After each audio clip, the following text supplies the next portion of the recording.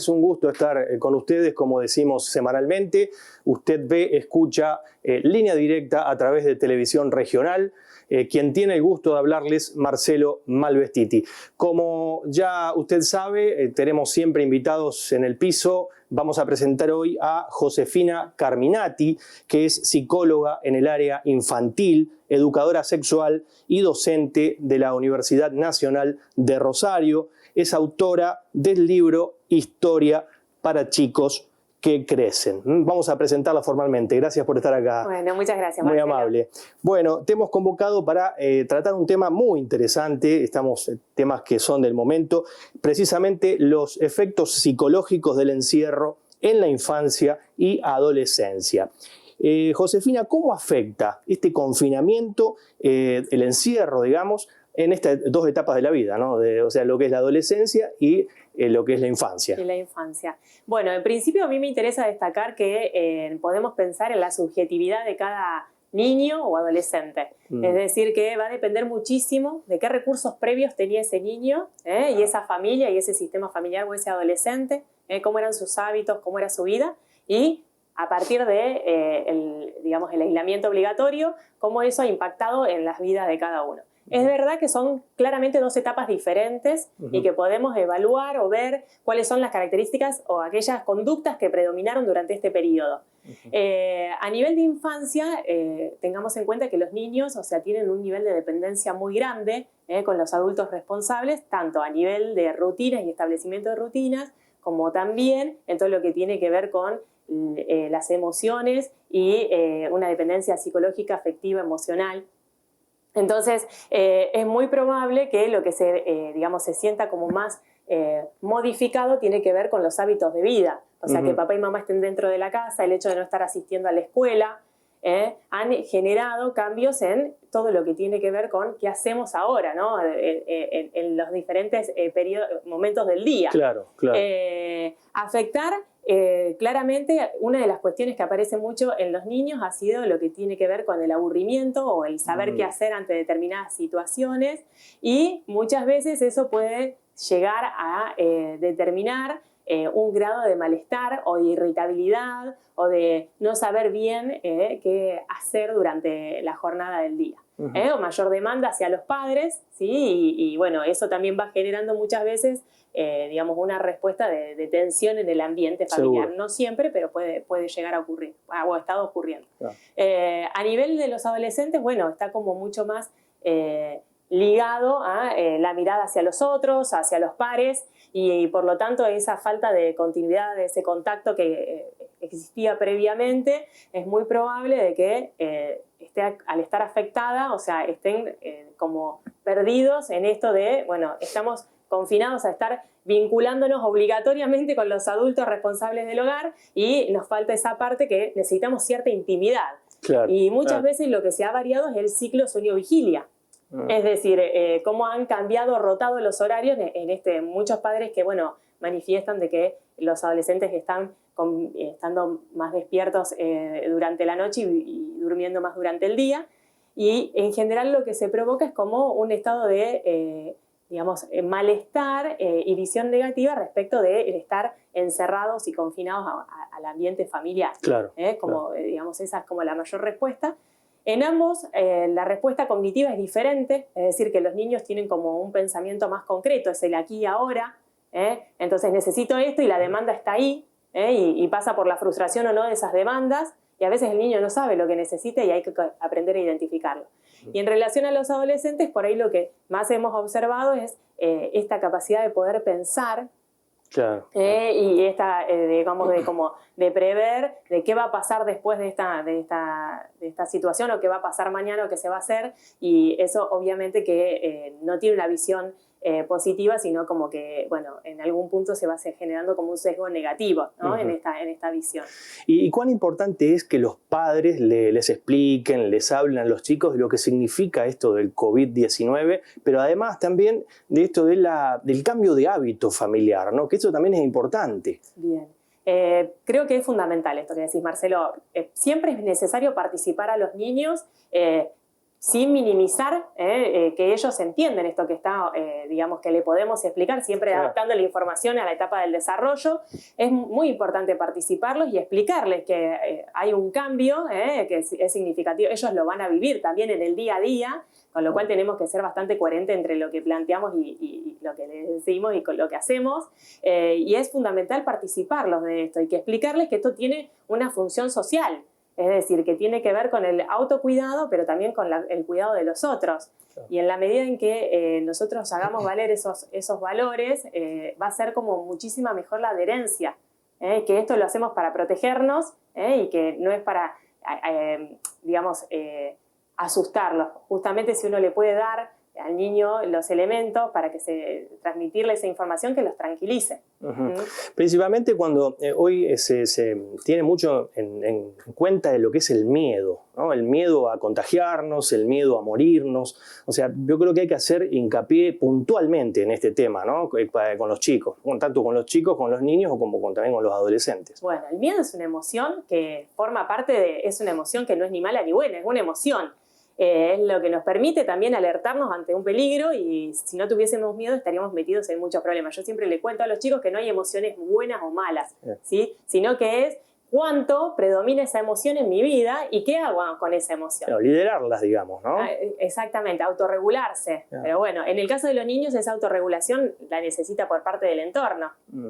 Necesita referentes que puedan darle, como les decía, información, una mirada del hecho, ¿sí? Que les dé recursos para afrontarlas, ¿sí? Entonces, explicarles esta cuestión de la higiene.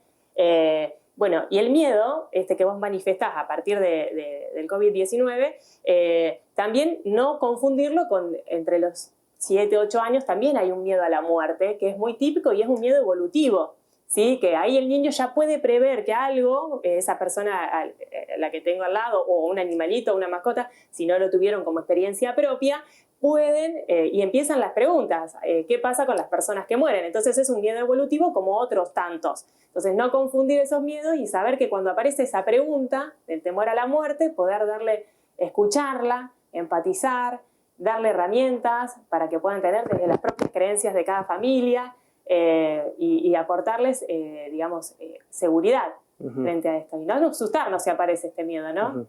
Principalmente tener en cuenta también esto en la infancia, ¿no? Porque yo una de las cosas que tenía pensado preguntarte también es esto de si las heridas que uno obtiene en la infancia se trasladan cuando en la adultez y eso deja una marca. Si es lineal esto.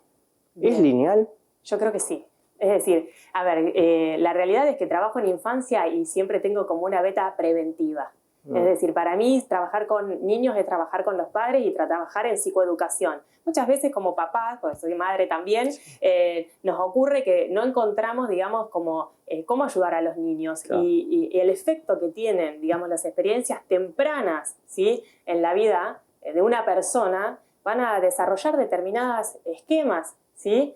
Psicológicos, de los cuales después a partir de ese mundo principal, mamá, papá, mamá, abuelos, hermanos, a partir de allí es donde el adulto después va a empezar a vincularse. El adolescente y el adulto va a buscar formas de vincularse. Entonces, como vos decías, a veces los eventos que generan en un adulto que ha vivido una experiencia traumática es un evento único.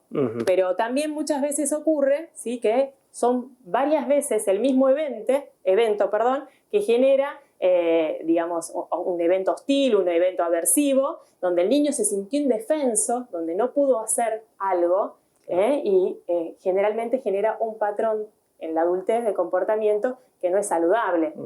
A veces queda en esta postura, digamos, de indefensión, no saber qué hacer ante una situación. Y ante eso se detecta, ¿no? Se va a activar ese esquema. Claro. Por eso, qué importante es charlar, conversar con los chicos, ¿no? Desde los adultos, los padres, la conversación, qué importante es, por eso decíamos antes de informarles también, ¿no? No tener temor a informarles, a darle todas las herramientas a los chicos para que puedan saber de esto que estamos afrontando, ¿no? Que se junta todo, el temor, todo lo que es la inseguridad, la incertidumbre, las dudas, todo lo que es la duda que se genera en torno a esta pandemia. por eso digo, hacer hincapié, y cuántas veces hemos repetido este tema, ¿no? La conversación, hablar con los menores, hablar con los hijos. Qué importante es eso, ¿no? Y también esto de que, bueno, cuando el niño repregunta y pregunta y pregunta, es porque en algún punto no le cierra a él claro. La idea y necesita que se lo expliquemos con otras palabras, a veces claro. con ejemplos muy concretos y sencillos. Entonces, a veces buscar elementos de la naturaleza o metáforas que nos permitan comprender, porque es lo que va a hacer que no se traumatice de alguna claro. manera, porque está adaptado a su etapa del desarrollo, y también hacernos nosotros prometerles cierto grado de seguridad, que esto lo estamos haciendo, digamos, por el bien de ellos y que, bueno, que tiene que ver con una tarea conjunta. Claro, claro. Te propongo hacer una pausa, Josefina. Cuando volvamos, si podés, te doy la pregunta ahora para cuando volvamos de la pausa, vamos a cumplir ahora con los anunciantes. Estaba leyendo sobre el insomnio. Si puede ser una causa del encierro. Perfecto. Cuando volvamos lo respondés. Gracias. Vamos a hacer una pausa y volvemos enseguida.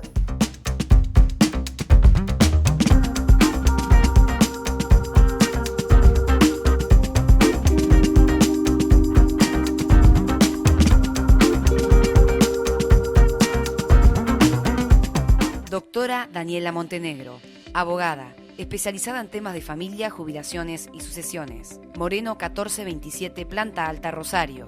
0341-156-245-578. El Puente, el emporio de las frutas y verduras. Avenida San Martín y Tucumán, Puerto General San Martín. 03476-421-233. Atendido por sus dueños, Hugo Ferri e hijos.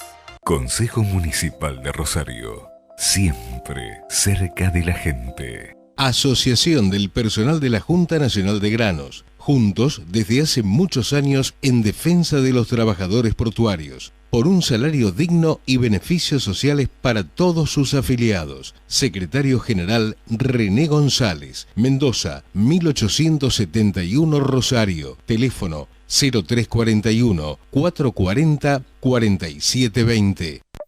SOEPU, un sindicato que crece defendiendo los derechos del trabajador químico y petroquímico del cordón. 3 elefantes se columpiaban sobre la bolsa Polimundi. Como veía que resistía, fueron a buscar otro elefante. Polimundi, la marca en bolsas de polietileno. Exíjala. Ampiaba, desde 2012, al servicio de la familia aceitera y de toda la comunidad, sustentando los valores de solidaridad, cooperación, ayuda mutua y reciprocidad. Ampiaba, Asociación Mutual del Personal de Industrias del Aceite Vegetal y Afines. Maderera 25 de mayo, de Granadero Baigorria. Trabajos rústicos y en quebracho. Pida su presupuesto. Única dirección, La Cautiva 2245. Buffet Club Botafogo, un servicio de excelencia para disfrutar. Orsetti 391, Granadero Baigorria. Pedidos al 558 61 75. Fuimos los primeros en sesionar de manera virtual. La pandemia nos aísla. La democracia nos une. Consejo Municipal de Rosario.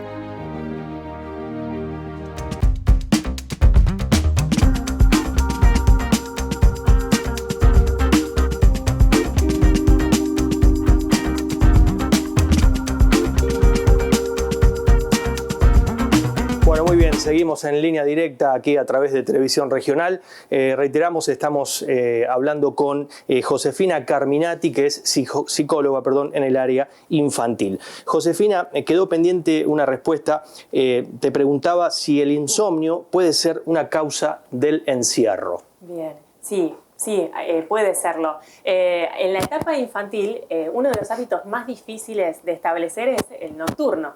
Que los niños se vayan a dormir en horario y a tiempo y en las condiciones que la familia determina. Una de las características que está ocurriendo, digamos, más común, de las conductas que aparecen, es que los niños tienen mayor dificultad para conciliar el sueño. Por eso es muy importante trabajar durante el día para poder llegar a fin, ¿no?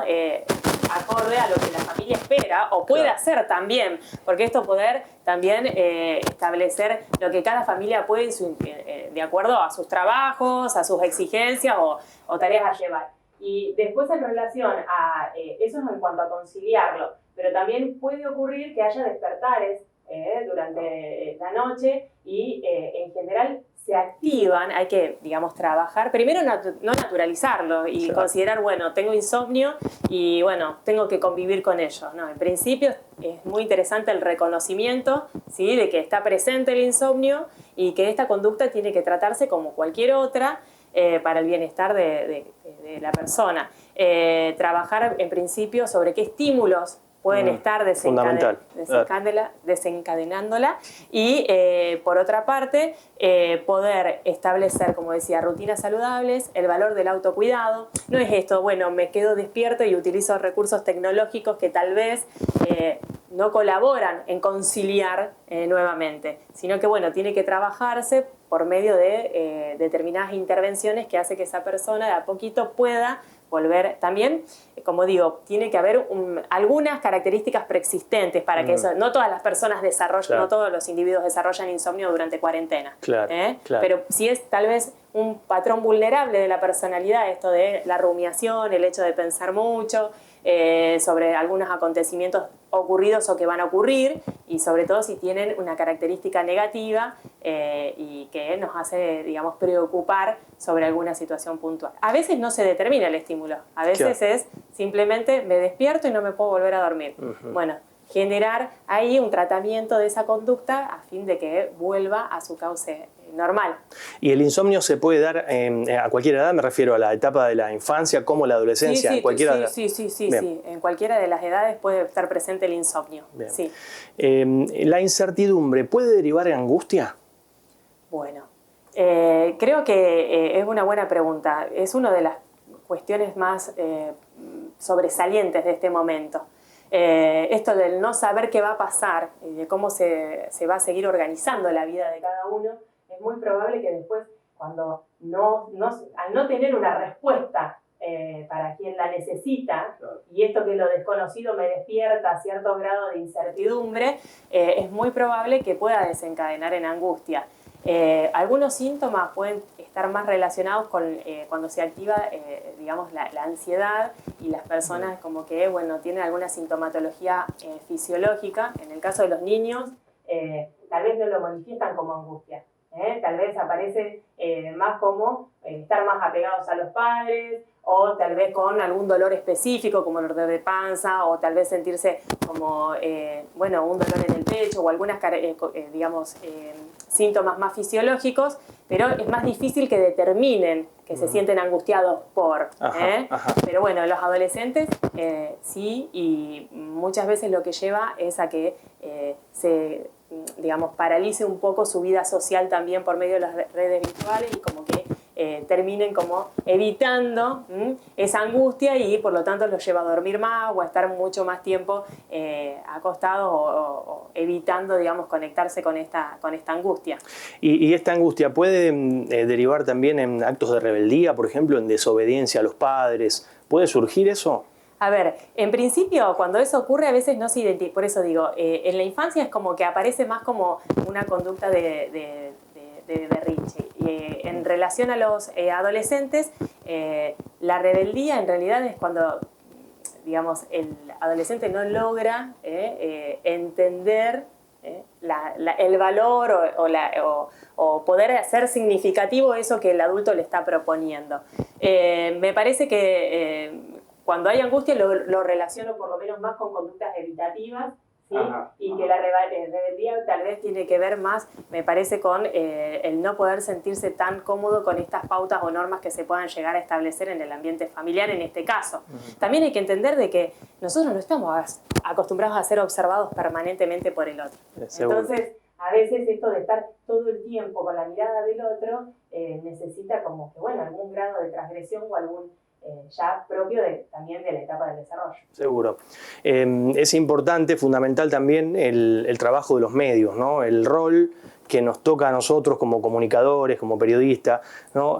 Brindar buena información fehaciente, con buena fuente, fidedigna, ¿Vos cómo ves este desarrollo de los medios en estos tiempos de coronavirus, el manejo de esta información? Permanentemente bombardeamos y bombardean algunos noticieros con información constante. Tenés televidentes que permanentemente cambian de canal, que van a Crónica, que van a TN, que van a Canal 3, Canal 5. Bueno, pasan por todos los medios televisivos, incluso radiales también, para informarse, para ver qué está pasando, si disminuye o aumentan los casos de coronavirus. ¿Cómo lo analizás desde la psicología? Bueno, yo lo que creo que las fuentes de información son sumamente importantes en la vida de cada familia. Porque justamente no son los hechos mismos los que nos provocan las emociones, sino lo que nosotros pensamos de esos hechos. Y cómo lo transmitan va a ser fundamental. Claro. Es decir, primer punto sería eso. En segundo lugar, me parece que los niños viven pasivamente alguna de estas cuestiones. Es decir, que el niño ve una noticia y realmente no sabe cómo se puede resolver. A veces sí genera la pregunta, a veces la escucha solamente y eso va generando una alerta. Entonces, creo que la información no tiene por qué ser una información todo el tiempo catastrófica, no tiene que ser una amenaza, claro. No tiene que representar una amenaza, sino que pueda disparar en las personas conductas proactivas. Entonces, por lo tanto, si estamos permanentemente buscando esa información catastrófica o tal vez llenarnos de información, porque eso también es una respuesta de angustia o de ansiedad, el buscar información para poder sentirme tranquilo, pero a veces eso dispara, ¿sí? El efecto contrario. Entonces, tamizar la información, elegir qué escucho, también esto de el seguir enviando lo que nos llega al WhatsApp o algunas informaciones que no son de todo totalmente constatadas. Entonces, bueno, poder ver qué información envío o reenvío y, bueno, en la medida en que nos transmita tranquilidad es bienvenida, pero también poder decir a esto no, o en qué momento la escucha o qué medio elijo. Exacto. Exactamente.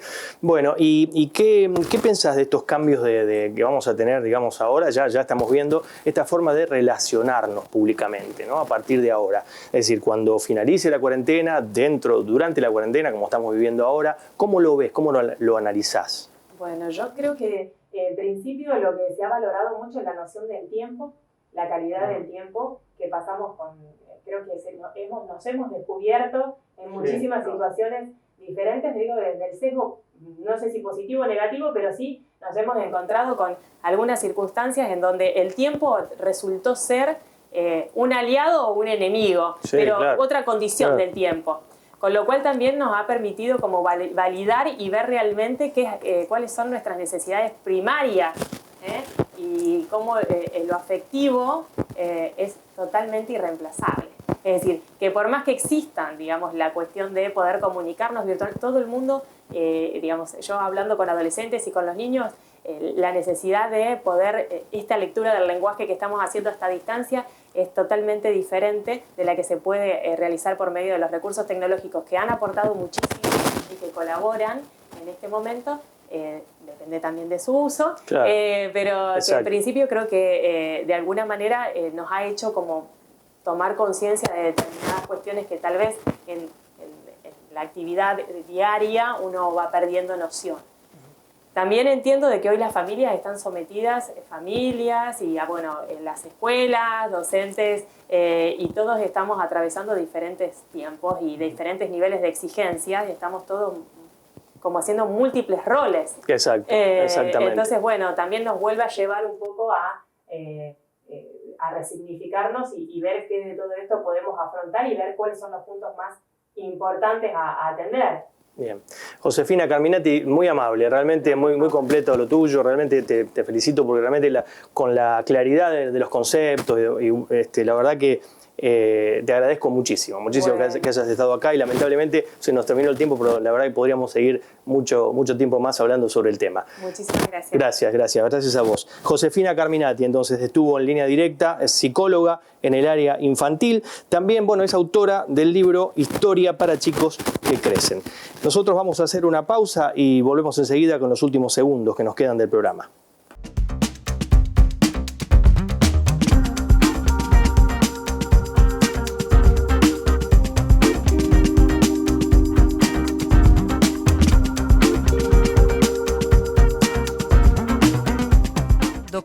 Daniela Montenegro, abogada, especializada en temas de familia, jubilaciones y sucesiones. Moreno 1427, Planta Alta, Rosario.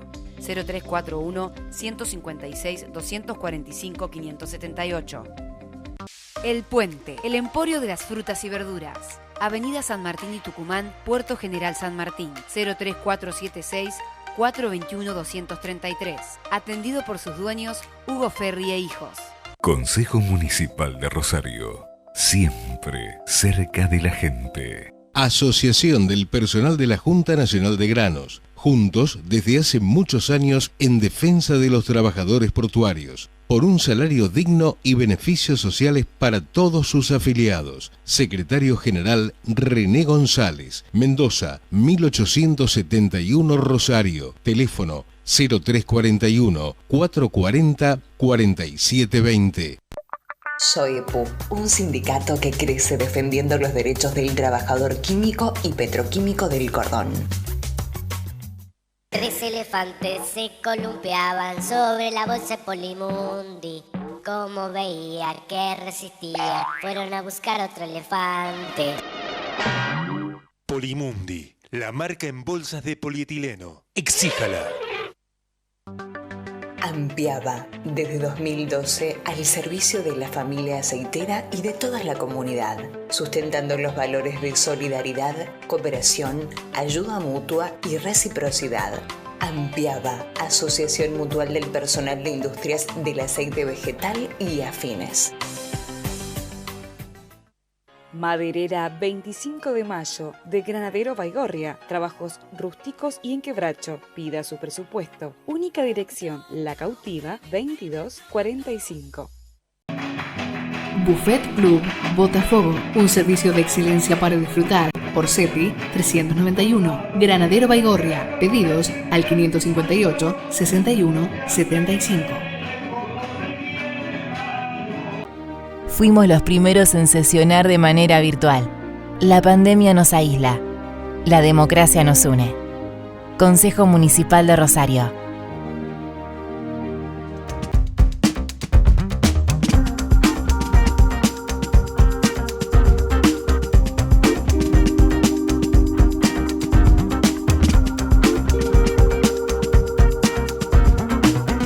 Llegamos al final del programa. Como siempre, el agradecimiento infinito a todos aquellos que nos siguen permanentemente a través de las redes sociales, que nos envían sus opiniones permanentemente. Somos siempre agradecidos, lo decimos permanentemente a esto. Han sido muy amables, nos reencontramos, Dios mediante, el martes próximo aquí, Televisión Regional, a las 20 horas.